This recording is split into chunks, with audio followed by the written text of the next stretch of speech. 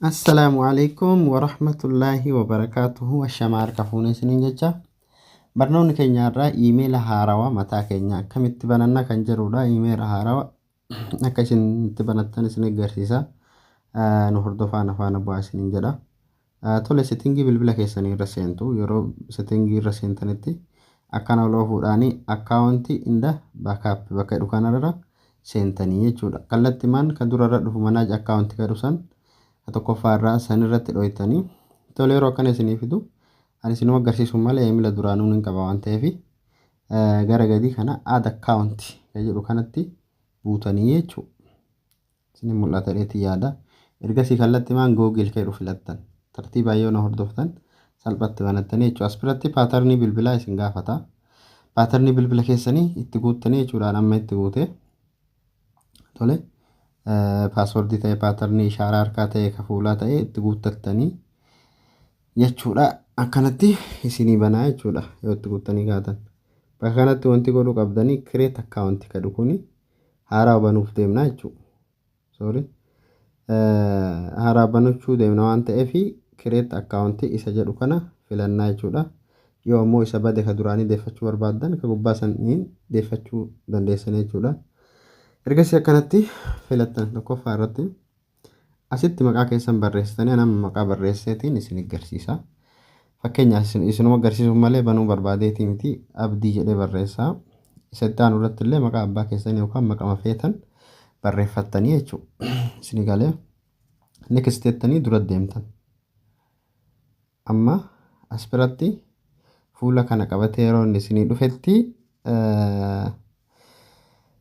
tokkoffaan ji'a jedha, lammaffaan guyyaa keessa dhalattanii fi sadaffaan bara keessa dhalattan jedha, arfaffaan ammootu saala keessan jedha. Fakkeenyaaf ji'a kama feetan filattanii yaa'u maatii gaafachuun isin barbaachisu ji'a filachuudhaaf isin beeku kama feetan filattanii nama Febraarii filadhe guyyaa lammaffaa dhaladhe jedhee filadhe rakkoon qabu isin irratti hin baramu jechuudha. Somni keessan garuu xiqqeessinaa umri keessan waan naan banachuu waan ta'eef isa kana irratti ammootu saala keessan filadhaadha nama dhiira filadha.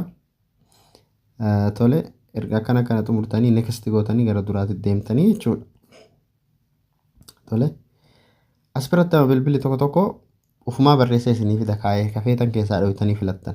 Amma abdii ofishaal jedhee reef barreessisan sirreessee galabbata illee isinii fida. Isin ammoo ka sirrii irra filattanii jechuudha. Warri ammoo akka kiyya kana isinii fidu maqaa mareeffachi barreessitan san itti barreessitan wajjaan hin buttanii walitti aggaasiftanii barreessitan.